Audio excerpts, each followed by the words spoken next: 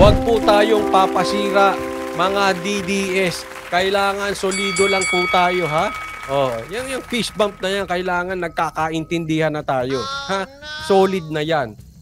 At lalo pa nating palakasin at i-welcome natin yung mga solid.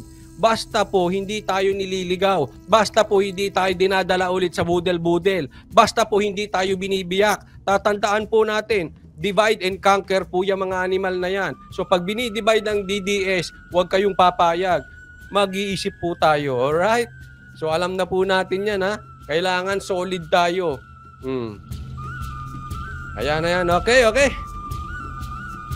So sa mga hahabol, huwag pong kakalimutan, diretso po like at subscribe kung kayo ay nasa YouTube at follow naman kung kayo ay nasa Facebook. At kung kayo naman ay mga bashers, you are welcome here. Kailangan tayo magkaroon ng diskusyon na intellectual. Hindi ibig sabihin kailangan mo maging matalino, huwag ka lang tanga.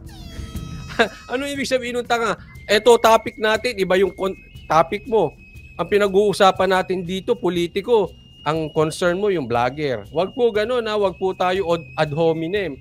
So kailangan, kung tayo ay bashers, kung kayo ay trolls, sulitin nyo naman po yung bayad na binibigay sa inyo ng inyong mga protector na mga politiko. Magkaroon po kayo ng lehitimong argumento. Huwag lang kayo magbabasa ng script ninyo.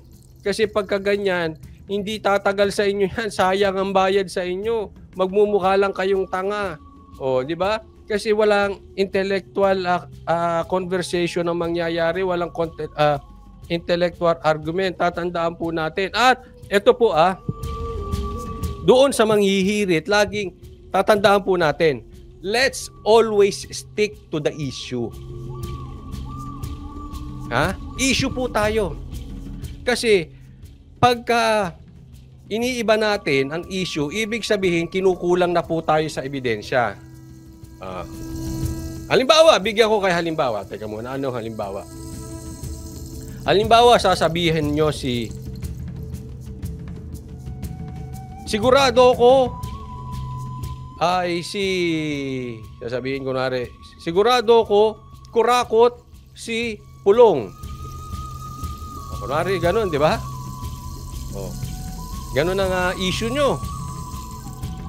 Tapos, anong ebidensya mo? Ang ebidensya ko dahil dati meron siya, pinaghuhubad siya ng polo dahil siya ay may tattoo. So, siya ay miyembro ng sindikato.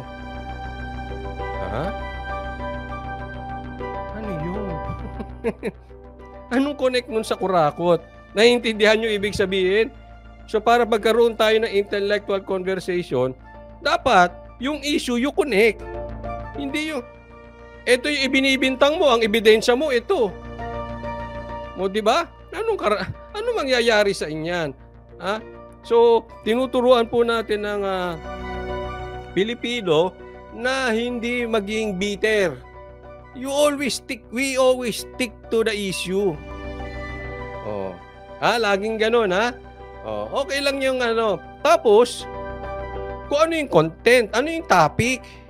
Pag lumabas ka na doon, ay naghahanap ka na ng kakampi. Di ba? So, laging ganun tayo.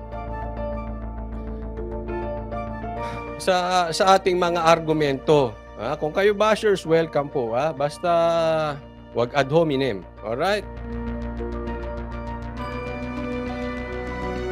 Jing Corpu, sabi niya, parang yak-yak lang ng yak-yak. O yun, tama. Agapito, tama coach, parang si Raul lang, wala sa topic ang mga sagot. Di ba? Yan ganun. Ito ibinibintang mo, ang ebidensya mo, ito nga. Ano yung tanga lang? Di ba ang layo? Di ba ganun?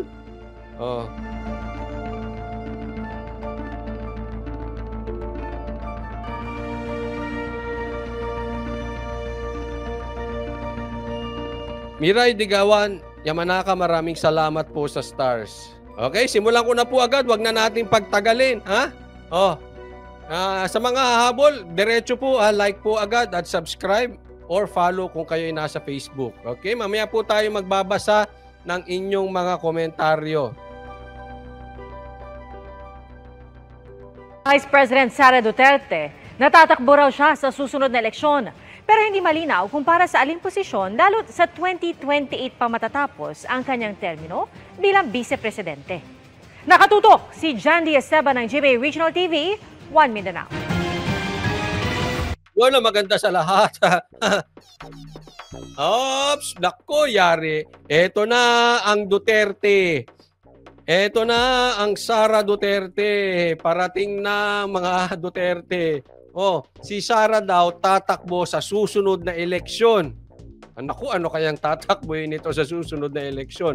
Tatandaan po natin, yung susunod na eleksyon, midterm yon. Midterm election po yon. Walang presidente, walang vice president yon. Ang president and vice president 2028.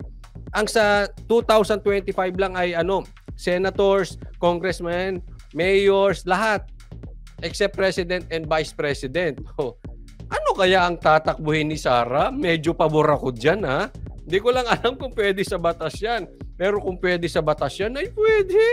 Wala din naman yung vice president. Ewan ko ba sa'yo, Sara? Ano nakain mo? Dapat presidente ka na eh. Oh, pero maganda yon, no? Anong sa tingin ninyo? Takbo ka, Sara.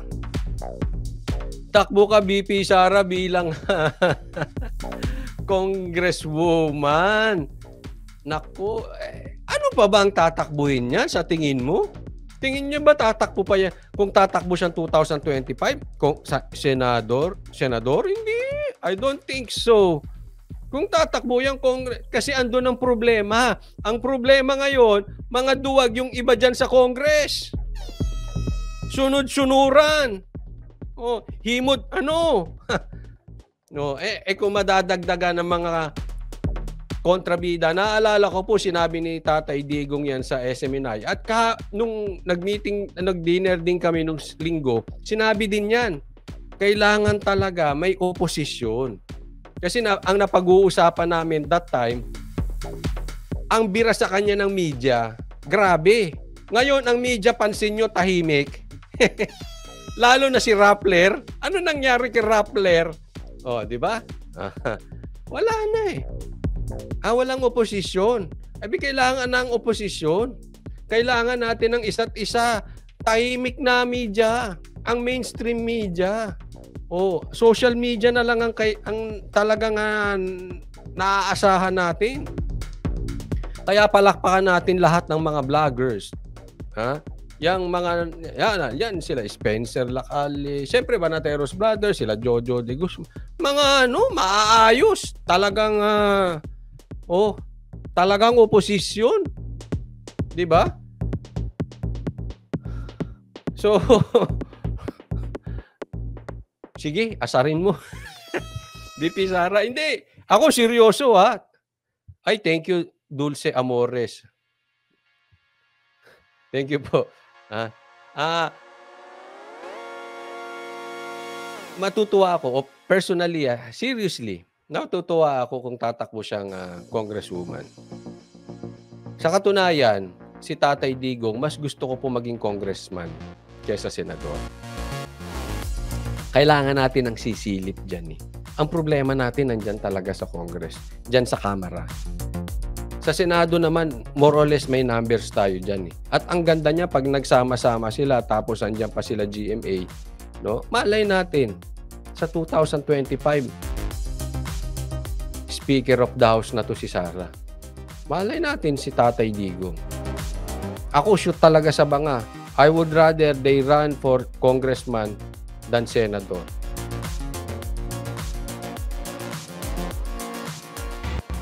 Plano sa politika ang isa sa mga inilahad ni Vice President at DepEd Secretary Sara Duterte sa kanyang pagbisita ngayong araw sa Barangay Bagugalyara sa Davao City. Sa kanyang talumpati, inilahad ni Inday Sara na tatakbo siya sa susunod na eleksyon. Yes, marami po, hindi ko lang po nabanggit pero marami po talagang mga DDS vloggers. Basta wag lang po kayong kasi may iba dyan na hinahati. Hinahati ang DDS, no? So, ingat lang. Bata, maraming lehitimong DDS vloggers. Igsuon, si Mayor Baste o kang ako ang maghuwag si Congressman Pulong, nagsulti sila, di sila magagan. Basi, di sila magagan. Meron bang Bisaya rito? Paki-translate, no?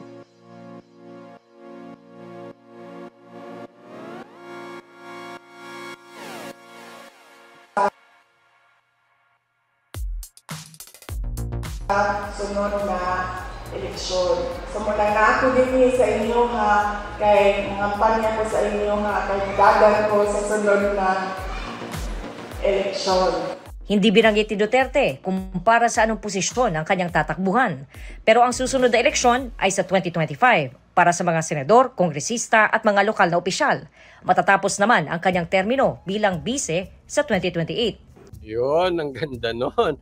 Ay, yung susunod na election maliwanag, bagamat hindi niyan sinabi directly kung saan. Ay, congresswoman ka na.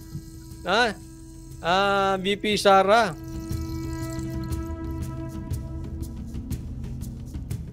Tagalog ba yung hindi ko mabasa Love ko to. Thank you po for being a member for 19 months. Thank you, love ko to. Para mas delikado ang move yan, cause mas malaki ang possibility maging president si Tamba pag siya ang piliin ni BBM na BP. Hindi po. Hindi pwedeng BP si sa may Senate President pa Hindi pwedeng maging BP si Tamba. Tambay pwede. Kaya nga inaasahan niyan yung parliamentary maging Prime Minister. Pero maraming salamat ko to, love ko to Thank you for being a member for 19 months. Sinusubukan naming klaruhin sa tanggapan ng Vice Presidente ang kanyang pahayag.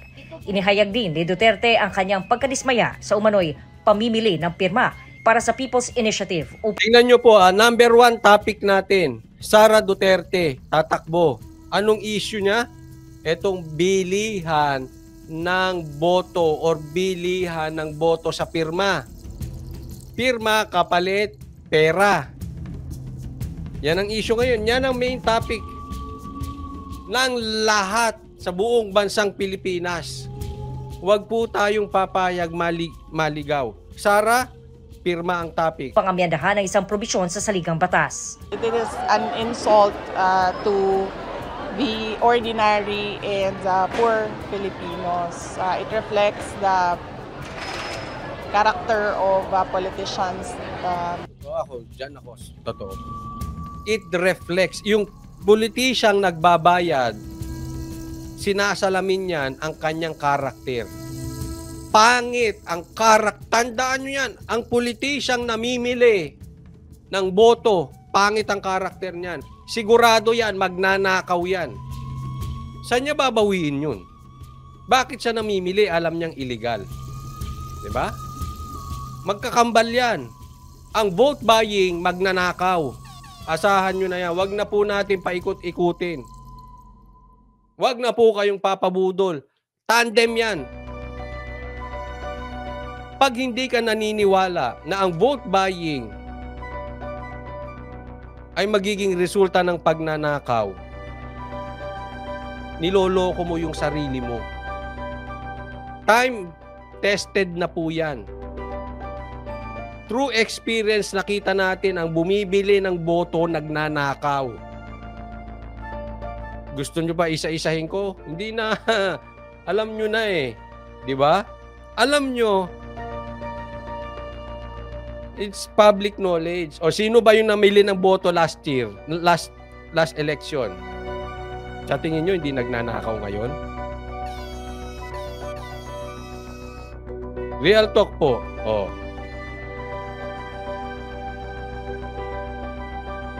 Vote by. May sabi pa rito, Coach Oli, Okada. Yan. May Okada issue pa. Male-maleta. Nilagyan ng Japan. Nasa Japan News. Male-maletang pera. Di ba? During elections. So, nakakasama ng loob na ginaganon yung mga tao na kailangan pa silang suhulan para papirmahin sa People's Initiative. Totoo, nakakadismaya. Bukod sa nagbibigay ng pera, nagbibili ng boto, bukod sa magnanakaw yan, nakakadismaya po kasi bakit? Ganoon po nila iniinsulto ang Pilipino. Sa halagang 100, sa halagang 1,000, kaya na nilang bili ng prinsipyo. Ganoon po kababaw ang tingin yan sa mga mahihirap. Mga matapobre yan, mga entitled people yan. Alam nila, kaya nilang bili ng mga mahihirap. Huwag kayong papayag na kayo ay binibili. Ang baba pa ng tingin nila sa inyo.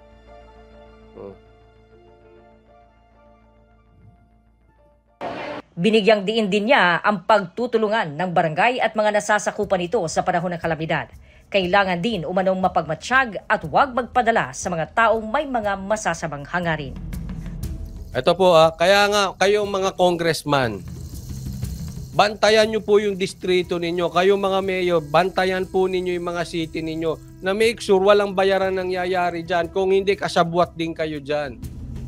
Kung merong bayarang nangyayari dyan, dapat umimik kayo. Kung kayo ay hindi kasabwat, hindi pwedeng tatahimik lang kayo. O saan ba nanggagaling yung mga pirma na yan? Dapat alamin na natin. Hinayaan lang ba ng mga politiko nyo yan sa dyan? Kasi kung bananahimik lang din yung mga yan, ay kasabwat yan, wag na tayong maglokohan. Pinikit lang niya ng mata niyan eh. Totoo ba napipikit lang yan ng walang kasunduan? Nako, wag nga ako. Ay nako.